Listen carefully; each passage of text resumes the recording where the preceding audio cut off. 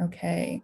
Good morning, everyone. Welcome to Disability Awareness, How to Plan Accessible ERG Events. My name is Damabi Igbuna, and I am the co-founder and CMO of Chezi. If you're not familiar with our platform, we are a management platform for ERGs. So we help you track all things ERGs, so membership, budget, events, engagement, all to give you time back to focus on the things that are driving employee retention and driving employee satisfaction. We are here with RespectAbility and their team to talk through how to make your ERG events hybrid and in person and virtual, all more accessible so that all can join. So I'm going to pass it over to Jake Stimmel, and he's going to do the introduction for RespectAbility, and then we're going to kick it off. Hi, I'm Jake Stimmel. I am the Disability Training and Speakers Bureau Associate at RespectAbility. RespectAbility is a national nonprofit that works to fight stigmas and advance opportunities so people with disabilities can fully participate in all aspects of society. I'm really excited for this event. I was connected to Chezi at an earlier event this year, an earlier ERG event that really sparked my interest. And then I have been forming a relationship with Damabi through that. I would like to introduce our two speakers. So the first one is Isla Eckhoff, who serves as the secretary of RespectAbility's board and is also a high-level executive at BlackRock, and Nick Sophinos, who was the vice president of the LGBTQ ERG at S&P Global and now works at Strategus. So Nick, you may take it away with the presentation. For the introductions. Can everyone hear me all right? Hopefully. You're good, Nick. All right, cool. Just wanted to make sure before we get through 20 minutes of this. Yeah, so Jake did a pretty great job of introducing us, so I'll blow through this really quickly. I'm a queer professional disability advocate. My pronouns are they, them, theirs. Isla Eckhoff, who you will hear from a little later, is also a corporate disability advocate. So what is a disability? Disabilities can be temporary and permanent, invisible and non-visible. Invisible can be acquired from birth or acquired later. It is very important to always remember that disabilities can be visible and non-visible. I know a lot of us who have like placards for your car almost always have a horror story of using your placard to park somewhere and someone saying, oh, well, you're clearly not disabled because you're not missing a limb. There are many, many different types of disabilities, and not all of us look one way or another. And there's plenty of reasons why someone might need certain help with a lot of different things. In fact, 1 in 4 adults has a disability in the US pre-pandemic with things like long COVID. That number is actually probably going to increase. I'm very curious to see the new studies around it, just because that has some significant effects on a lot of people that are ongoing. So the importance of lived experience. Organizations are at their best when they welcome, respect, and include people of all backgrounds. I think as a lot of people who are invested in ERGs, y'all know this.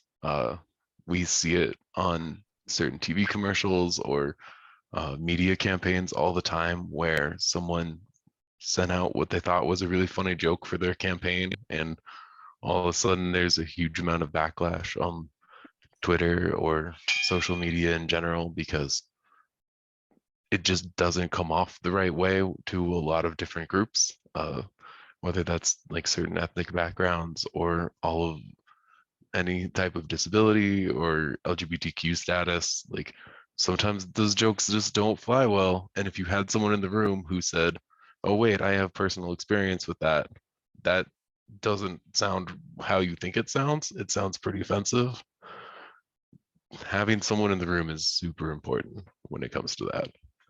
Anyone can join the disability community anytime. It's one of the few communities that people tend to join throughout their life, just because you don't have to be born with a disability to acquire one. Becoming an ally now can make adapting to having a disability easier in the future. I know for myself, in the last couple of years, I really needed to get a cane to help with my walking on my really bad days because I have fibromyalgia and a couple different onboard disabilities as well. And trying to find a cane for someone who is over 6 foot is surprisingly difficult if you don't know anyone who has already needed a cane. They don't tend to make them very well for people above 6 foot. A lot of them stop at around 36 inches, and mine needed to be taller, so I had to find a custom one. It's not a fun experience, but I had a lot of good friends to help me with that. People with disabilities are diverse and part of many different communities. So especially as ERG leads, like you should always be considering whether or not your events are attendable for people with disabilities. I know I was at a conference just this last week, and we had a bunch of people from the Middle East as well as all over the States, and I had a lot of trouble finding food that was accessible for me, just because I have a lot of dietary issues that go along with my disabilities. And a lot of the foods were pretty mixed. So there were nuts in a lot of different things, or there was a lot of alcohol at the event, which a lot of people there did not drink. And so it was very interesting because a couple of them I just couldn't eat at. So all of us really know people with disabilities or have seen them in major media. A lot of the sharks on Shark Tank have dyslexia. Greta Thunberg has Asperger's. Whoopi Goldberg also has dyslexia, I believe. So we've all seen people with disabilities. Whether or not we know that about them isn't always the case, but it's good to know that they're out there. Whenever you're thinking about your ERG events, especially, you should consider reaffirming your commitment to disability and inclusion. I know a lot of us, especially when we're actively involved in planning ERG events, when we're actively involved in participating in a lot of these communities, we think, oh, well, I'm doing a lot of this work, so I'm sure people know it. People are aware of how much I can be a safe space for a lot of those groups and a lot of those people, and I'm happy to learn and happy to keep moving forward. But sometimes just making that statement, especially in the workplace, can really help a lot of people, especially those who are newer to the company, who may not have seen the previous appeals, may not have seen the work you've done until this point. It's always good to keep pushing that forward. Make sure all of your ERG leads and sponsors understand the needs of people with disabilities. I know especially at S&P, some of our groups were less aware just because they didn't have as many people with disabilities in their group. And so that can cause a lot of issues where people think they've made this really inclusive event. And then like certain members of our group couldn't attend because there wasn't an interpreter or there wasn't somebody providing captions. Make sure you're investing in learning and development around disability. I know it can be really easy to overlook sometimes, and we're all fighting for more money with our ERGs, but that's a huge one because all of your ERG communities can have disabled people within them. It's also a very good topic to hit on for intersectionality. Ensuring accessibility in all events. So I mentioned this a little bit. Make sure you have an interpreter. Make sure you have someone providing closed captioning. It can help a ton, especially with the advent of a lot of these automated captions. I'm not sure how many of you have tried to use them, but they are getting better. They're still pretty bad. If you've ever turned the captions on your TV and tried to pay attention that way instead of listening, there's many, many times where they're just outright wrong or they'll miss entire sentences. It's one of my biggest pet peeves is trying to read through something and then missing half the conversation because the captions are just not that great. And especially with the amount of virtual events and now in-person events, this is super important because those of us who are having a little more trouble getting out to events these days, or everything is now virtual, it's so much easier to provide captioning for someone for when everyone's virtual. And so it's much more of an easy win right now. For in-person events, always walk through the event space. I can't tell you how many times I've showed up to an event location to find out that it's in an old building and they only have stairs, or their ramp is way too steep and doesn't actually work for people who need wheelchairs or any of the above. So it's very good to check that stuff out, because there's nothing worse than showing up to an event and having them say, oh, well, we do have an elevator, but it's the service elevator in this back alley that you have to access. And it's pretty sketchy to get to and just wildly uncomfortable to show up to a black tie event and have to leave your friends to go hang out in the service elevator so that you can get up to the event, and then have to find someone later to take you back to the service elevator to leave the event. And it really gives a high level of distaste for that event, whether or not it was an intended or not issue or not. And I know, like with my dietary issues, I can't eat at a lot of events, and so I usually eat before, but a lot of times the other people I'm sitting at the table with will say, well, wait, like, did you let them know about the dietary issues? Did they try to cover it at all? And the other people at my table will feel bad for me. I don't mind it too much. I've had dietary restrictions for a very long time, but I think a lot of other people faced with seeing somebody not be able to eat an event tend to feel a little more poorly about that event. And it's just one of those things where, especially if you're getting it catered and you can just make something pretty simple, making sure that's done well and done right will make everyone else at that event see that and care a lot more about how that's going. Requesting accommodations at events. So make it easy and comfortable for people to make these requests. For every registration form that I make, I always include, do you need any accommodations to fully participate in this event?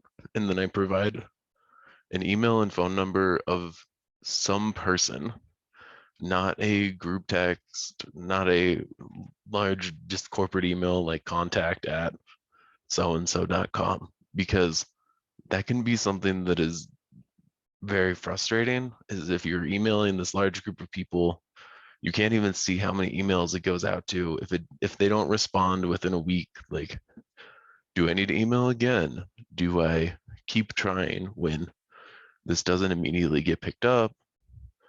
I know it can be very easy to make that a group because you want multiple people to be able to answer it. But as like, if I'm telling you about these certain accommodations I need, I'm usually revealing some level of medical information.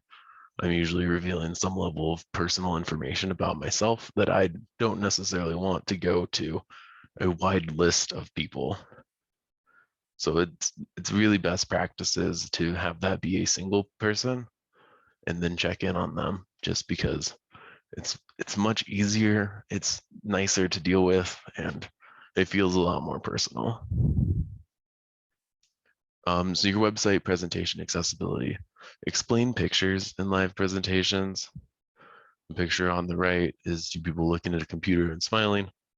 It's definitely one of those things that is hard to get into the practice of, but if you can remember to do it, it's very helpful. It helps people who have trouble seeing things or are blind. Screen readers and alt text, forms and buttons are all things that are really pretty easy to make sure you've implemented in your website if you think about it ahead of time. Screen readers use alt text a lot, images have alt text to describe them a lot of times in online presentation. Screen readers, usually if you highlight certain text on a page, they will read for you. I know just a couple weeks ago, I tried to highlight on a website and they had actually locked it so that you couldn't like copy and paste from the website. But because of that, I couldn't highlight anything. And so as somebody who sometimes uses a screen reader, I couldn't actually read their website at all without just kind of upping the text, struggling through it. And that's just an awful experience. I ended up just not finishing the article and moved on with my life because it's awful. And I'm sure I'm not the only person who's run into that website and been like, why is this designed this way? especially on the internet. Like if somebody wants to copy what you wrote, it's not that hard to put it on the other side of the screen and copy it for a lot of people. Captions on videos. If you're able to put captions or subtitles, always try to do that. Auto captions, like I said earlier, are not great. If they're your only option, they're preferred to nothing for sure.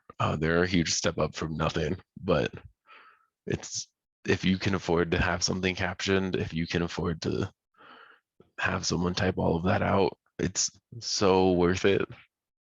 It helps a lot and makes the experience significantly better for the people who need it.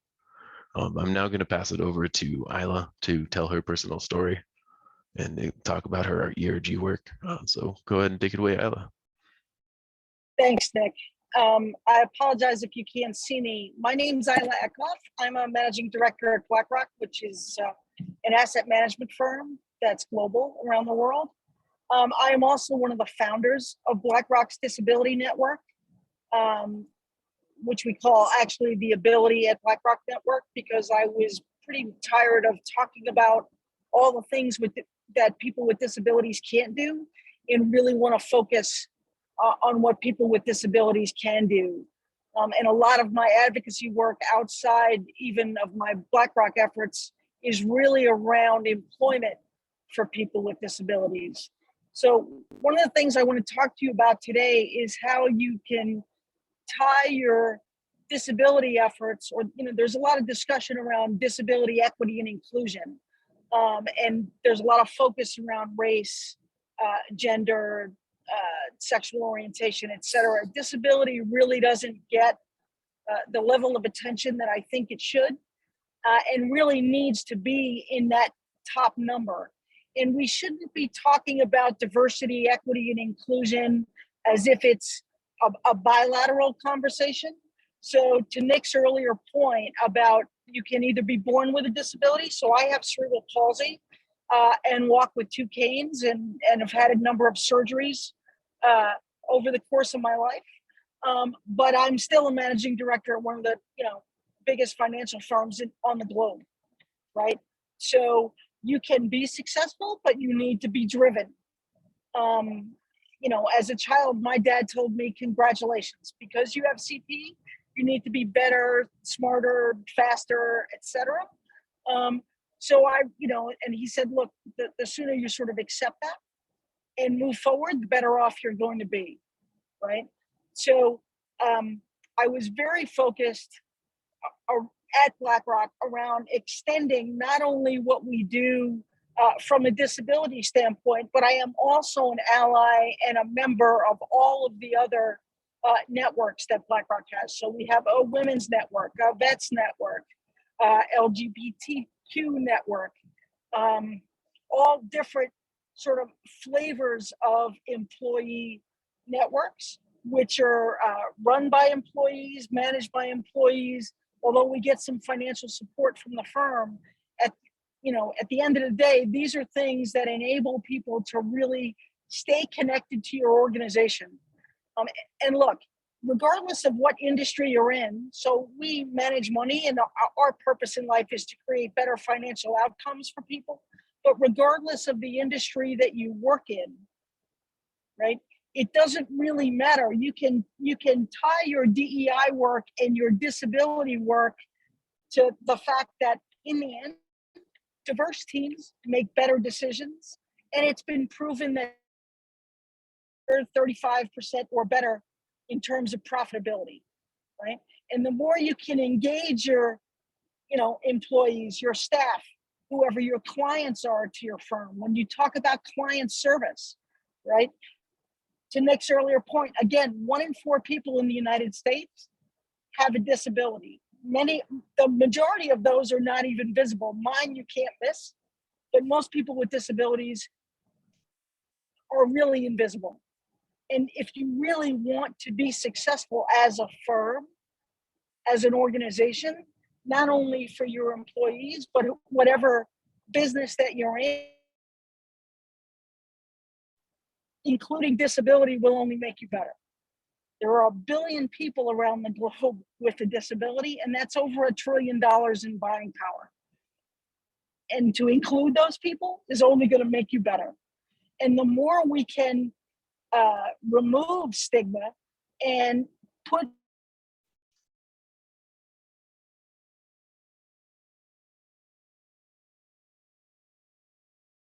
with the rest of their lives, the better everything gets for everybody. The financial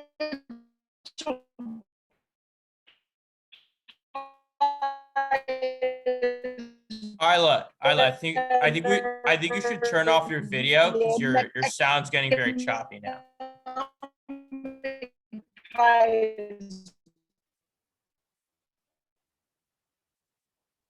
Thanks. Is that better? I hope. I'm in a moving car in a Yeah, foreign that's much country. better. It sounds much better. Could we try that again? Okay. What you just said? Yeah, look, the more people with disabilities that are enabled to be employed and have choices, have options, whether they want to have family, kids, houses, toys, lots of things, right? Being employed gives them options, gives them independence and the right to choose. And we all as human beings should have the right to choose and do the things that we want to do. Assuming we can all get all of those that are able and want to work to be able to do that, that creates a larger economic pie and puts everybody in a much better position. I don't know if, just to give you a couple of numbers, right? There are over 1 billion people around the globe with disabilities. They need to be included in everything that goes on, right? And there's a phrase now around disability, right? Nothing about us without us.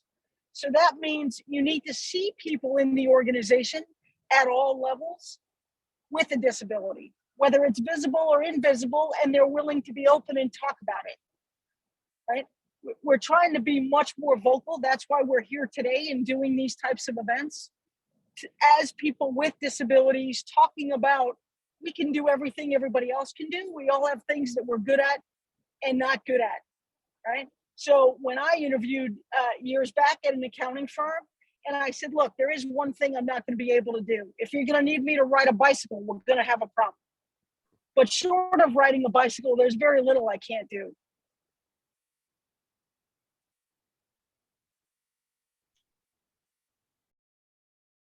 Definitely. Thank you so much for that, Isla.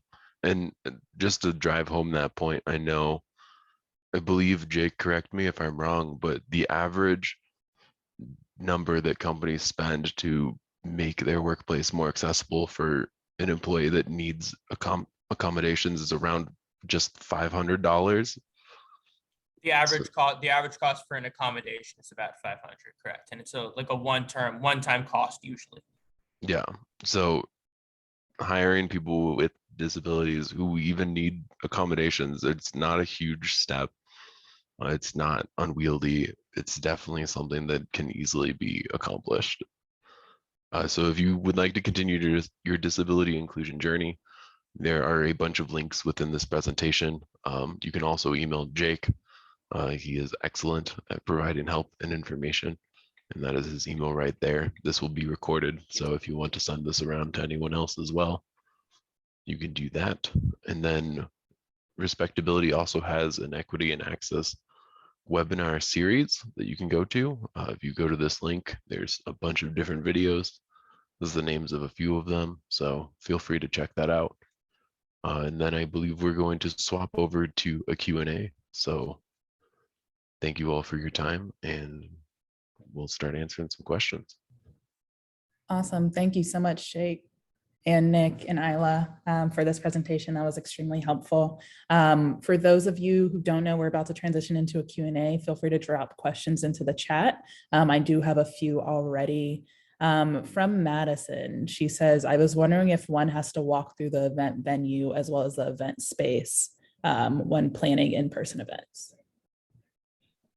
I definitely recommend, if you have time, to walk through the entire space that you'll be using, especially if you can bring one of the people who needs accommodations or somebody who knows a decent amount about the community, because depending on who's going, certain things will be necessary that might not normally. I know that event I was talking about last week had a very like thick, fluffy carpet on a lot of things, and that made walking a little bit difficult for me because it's just like so much give under your foot, and it just makes it a lot harder. But some people might need like solid wood, or some people might need something a little softer. It just kind of depends. Awesome. Next question. What are the business benefits of disability inclusion and ensuring accessibility across ERGs? I'll jump in for now. Look, diverse teams make better decisions. And when we talk about diversity, at least in BlackRock's business, we want to have diversity across a multitude of dimensions. So whether that's race, gender, sexual orientation, disability, socioeconomic differences, when you talk about diversity, and we operate globally, so we want to hire local. We want to have people in all the places that we operate. We want to ensure that we're being as diverse as we can under the circumstances. I mean, different types of roles are gonna attract different types of people, and you know, sometimes you just need to hire. But the more diverse teams have been proven to be 35% more profitable. So hiring people with disability is not a nice to have, it's a good business decision. If your business is going to work better, if you're going to be able to think about and look at things through a slightly different lens and create better outcomes, both for your employees and the clients that you serve. I hope that, I don't know if that answers the question, but hopefully. And if not, please send us a note and we'll see what we can do. I think that was great. I know I harp on it all the time because I work in advertising, but having different people in the room to see if something comes off a certain way to different groups is also very, very useful. And there's people of every single minority group who are significantly educated and very hard workers, and making sure that your space is a space where people of any and all types can show up and help out. You're going to get the best of the best instead of just filtering down to a small subgroup of people. Yeah, thank you both. A question from Geronda. We have a group specific for neurodiversity, but wondering about your thoughts about having a broader ERG for disability versus keep it in a specific disability group.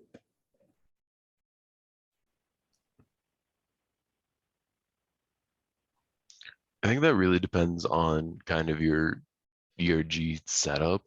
Like if you have a bunch of those smaller groups where things are pretty specific, I think that makes a lot of sense. But if there's people within your company that want a larger group, then yeah, that's certainly a doable thing. Honestly, I'd probably just ask them and say, hey, or send out even like a corporate wide email and say, hey, we're running a quick survey to say, we have this group. Do you all want a separate group for this? Do you want that to be just this group, or what works best for us as a company? Because that's really kind of up to all of them. A lot of ERGs are set up so differently at different companies, and I think it's super interesting to see all of that, but there's no one right answer usually. Yeah, and not only to additional or separate ERGs, but we also have one that we call Mosaic, that on a monthly and I think quarterly basis brings together leads of all the different networks so that we can exchange ideas and you know, see if we need to adjust anything across the larger organization. Yeah, I would also say there's a question on what ERG means. It's employee resource groups, but I would say employee resource groups are supposed to be employee led. So if you see that there are employees outside of neurodivergent employees who would like to have a group for them, I would say give them the opportunity to have that space. Another question in the chat from Wanda. If you have attendees that speak many different languages, what is the best way to accommodate them?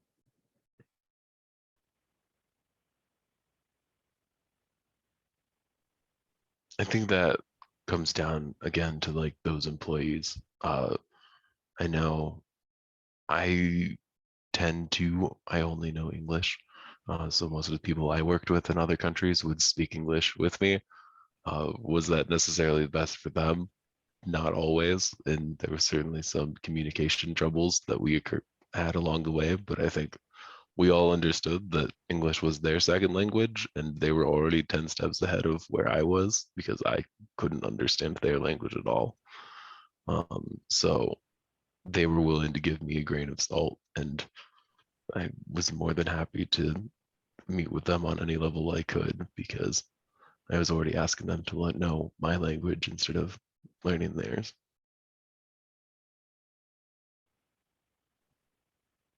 Thank you. Question from Courtney. As a fully remote workforce, any advice on how to make sure employees are receiving the accommodations they need? Even advice on best practices for communication would be helpful.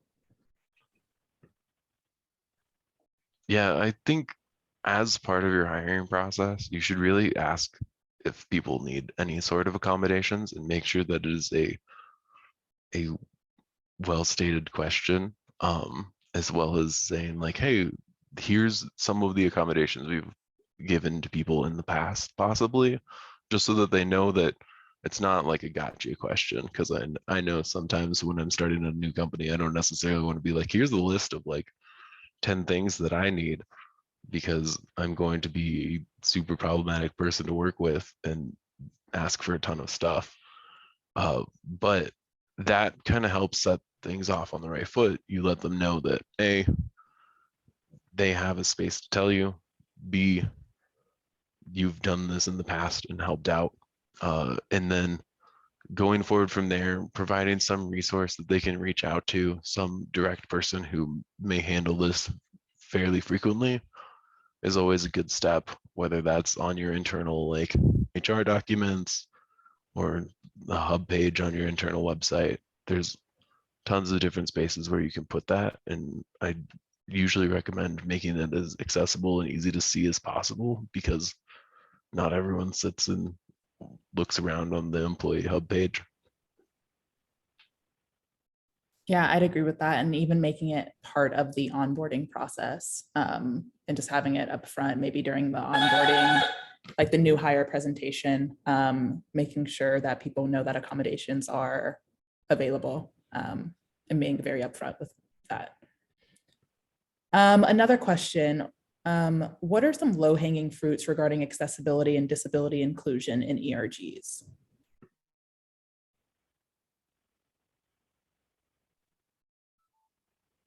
I think for me, the easiest low-hanging fruit is usually like quicker events that aren't super difficult to throw together. So I tend to do like book clubs, because it's an easy way to get a group of people to talk about something and kind of discuss, and it's not high pressure. If everyone loves the book, sometimes you can reach out to the author, and depending on how large they are, the author might come by and speak, even if it's online. And that can be a really easy way. I know a lot of us are busy, so we'll tend to focus on a chapter or two and not the entire book, because that can be a little bit difficult. But for the most part, I think the easiest thing is reach out to your groups and see what they want to do, because you'd be surprised how many people already have an idea of a few different events that they want to see. They just don't necessarily want to put in all the work to set it up, but they'll be more than happy to attend that type of event if you get it rolling.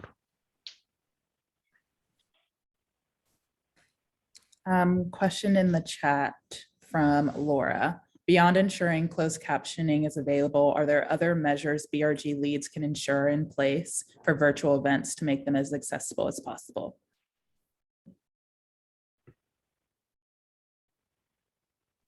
I think that really comes back to the making sure you ask at every event invitation, what accommodations do you need? Because depending on the disability, like a lot of people need completely different things. I know I mentioned it a little earlier with flooring, but like same thing with chairs or captions or all of that. It's not a one size fits all. There's no, hey, I added this, now everyone can attend my event without issue. So if you can ask people and make sure that,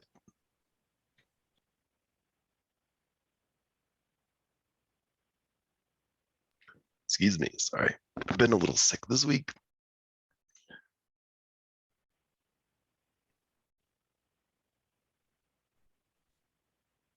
Yeah, if you can ask Well, next, people, you go. yeah, well, Nick's joking. I'll jump in for a second. Look, people with disability are very diverse. So to Nick's point, ask the question, right? Is there anything that you need that would make this event easier for you to attend? Anything we should be thinking about? I mean, I've actually been to disability events that have no chairs because the assumption was that everybody that was coming was in a wheelchair. But for those of us that are not in a wheelchair, there were no chairs to sit on. I had to have somebody go get me one. Right. So just ask, I think is the best approach when you send out the. Yeah, and I'd also say, like, for events, you typically have registration links. So if you can do an open form of like what accessibility requests do you have, just making sure you have it up front so then you can address them during the actual event. A question from Madison: for closed captioning, does that also apply to social media as online events are live streamed? I think it really applies to anything. As long as you can get captioning going, like it's definitely best case, because at the end of the day, like you're just making your videos more accessible. I know it could be really hard when you're doing like a streaming takeover, but it's worth putting in the extra effort if you want people to be able to see your content. I was just going to add to that one. A lot of stuff on Facebook and other social media they rely on the AI automatic captioning, and as we've mentioned before, the live captioning with an actual captioner is much better than the automatic captioning. So that's what I would add to that one. Question from Geronda. When you are planning to send employees to an event that you haven't planned yourself, what are questions we should ask to determine how accessible the event is? So I guess when you're going to a third-party event, how can you ensure that they are taking into account accessibility needs? I think it can definitely be really hard. I know I mentioned I went to an external event last week, and part of it is I think a lot of us who have certain capability needs tend to already know what we need to look for and what areas people might fall short in. So we plan around it a little bit, but same thing, if hopefully they've listed someone they can contact. If not, whoever you got the tickets through, usually you can call and ask them and say, hey, we have employees that are interested in attending, but we really want to make sure that you're covering certain bases. Like, what's the best way for us to contact this event and make sure that it's all right? And a lot of people will then go out of their way to make things work for you, but it can definitely be a little hard, especially if you're trying to send a bunch of different employees who all need different accommodations. And it shouldn't be hard. It should be pretty easy if they thought about it ahead of time. And sometimes people just don't. But the more people get into the practice of being comfortable asking for those things and saying, hey, I really wish you'd put some email we could have contacted, the more people are going to go out of their way to do it.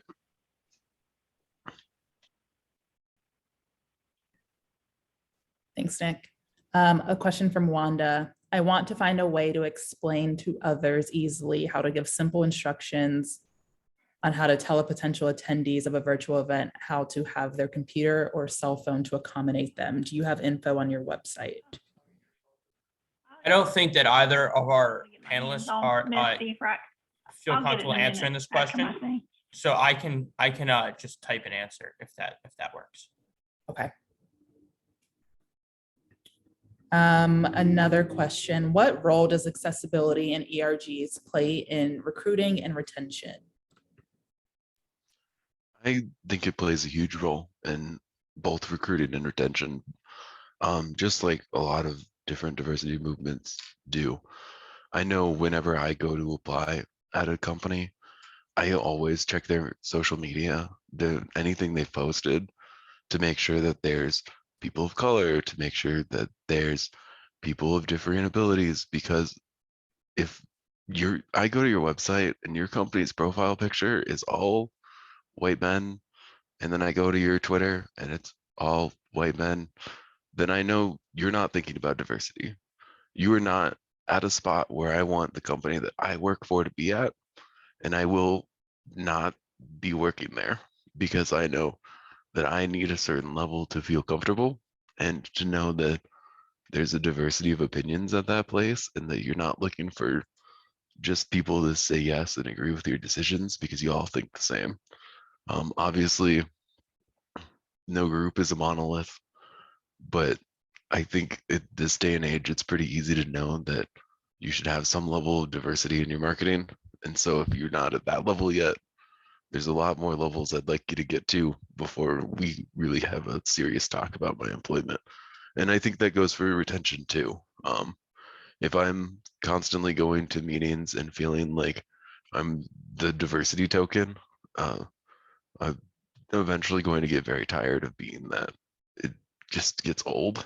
I'm happy to answer a lot of questions. Clearly, I speak on the subject, but even that, like, there's days I wake up and I'm like, I don't really want to describe fibro for the 10th time today. Some days it gets a little old. So not having to do that at the workplace constantly is certainly a plus. Yeah, I'll just make one additional comment, and that is, in light of everything that's happened in the last 2 or 3 years with COVID, retention is really important. The Great Resignation has really gone across all different industries, and I think employee networks do a lot to demonstrate that the firm, whatever it is, whatever industry you're in, supports different viewpoints and wants to create the kind of environment that people feel connected to, regardless of the business and the company. In the end, people work for people. And ultimately, you will retain staff when people's views, opinions, and thoughts are not only heard, but respected. So the more you can create that environment, and I think employee networks are a huge asset. And depending on the size of the firm, you're going to have any number of them, and you may do things across. But it's just been certainly, I've been at the same firm now for 22 years, and we started out with just a women's network. I think was probably the first, or is the oldest. We now have about 15 or so across the organization, and as an ally, I belong to, I think, all of them, if not the vast majority of them. Yeah, and I think just to seal off that point, people are no longer just working for companies where they get the best benefits or the best salary, right? They want to feel included. They want to feel like they belong. They want to feel like their values align with their company values. And I think that's where meeting accessibility needs comes in. That's where creating ERGs and having like networks of like-minded people comes in. So we need to start thinking more about culture as opposed to like what monetarily can we offer people. And then the last question that we have in the chat is, how can employees be allies to people with disabilities? What role does allyship play in ERGs, and how can allyship lead to psychological safety? That's a big one. I know my biggest thing for allies is find ways to educate yourself on the subjects. It can be very easy to ask people if you are good friends with them about certain resources, but also go out of your way and look for resources on your own. I understand that I am well versed in the subject, but there's definitely some times where it's really nice to run into someone and say, hey, I read like this book, and this book. And you're like, oh, that's really interesting. Let's talk about that, instead of, hey, I really want to like know something about the disability community.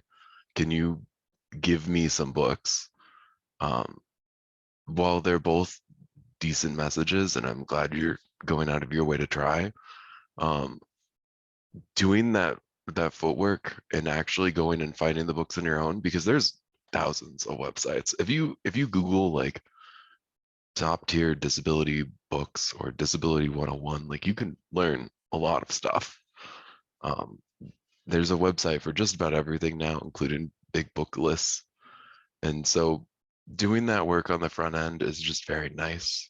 You can do it for LGBTQ stuff. Like there's huge books on all of that that you can go out of your way and start listening to podcasts that involve people with disabilities, and make sure that you're somewhat informed, so that you aren't always asking the same person like a bunch of these questions that maybe they answer fairly often throughout the day. Definitely if you're good friends with them, keep asking. Go for it. They're If you're friends with them, like it's definitely a normal thing to ask. But if they're acquaintances, if they're random coworkers, sometimes just like do the footwork first. Making sure stuff like that, and that you're practicing actually maintaining education on the subject, can be life-changing for people in the community, in any community really, because there's nothing worse than answering a bunch of questions on people who are saying they're going to go read something, and then you answer those questions, give them a bunch of resources, and they don't go read any of it, and you're like, okay, so the level of trying here was not super high. I think everyone's interested in learning stuff, and finding the time to do it could be pretty difficult, especially in this day and age. But going out of your way to learn stuff really, really means the world to a lot of people.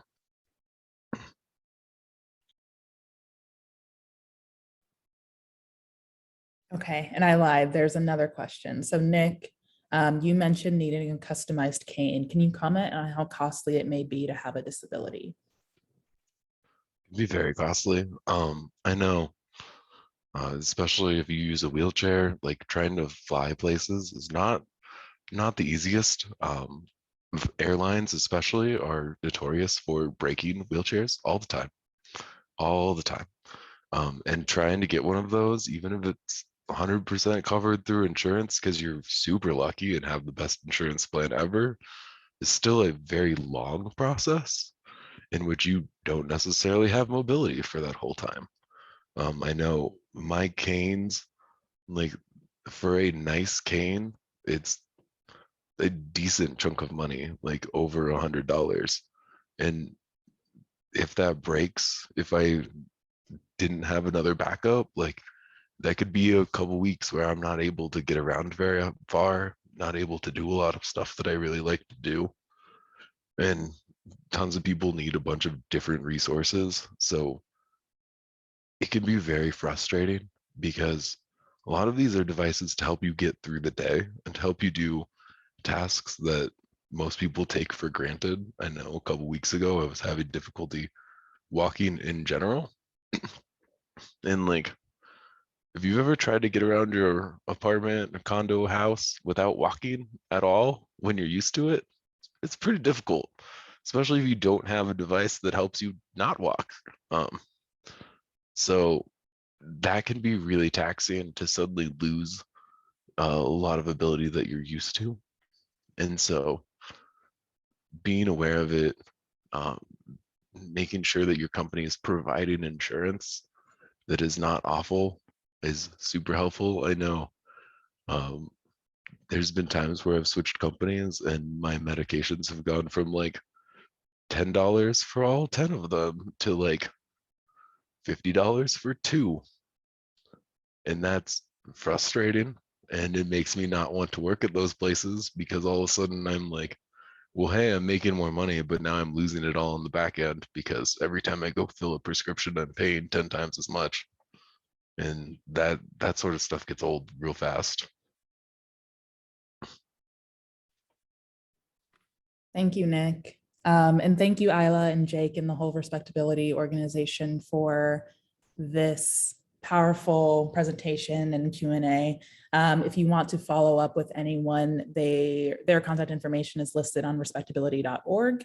So feel free to reach out to them if you want to continue the conversation. And then if you're looking to talk through your employee resource groups and how you can take them from intent to impact, please reach out to me at Dumebi, D-U-M-E-B-I @chezi.co. I'm happy to have a conversation. We are finished about 8 minutes early. Thank you all so much for joining and enjoy the rest of your Tuesday. Thanks all. Thanks all. Have a good one.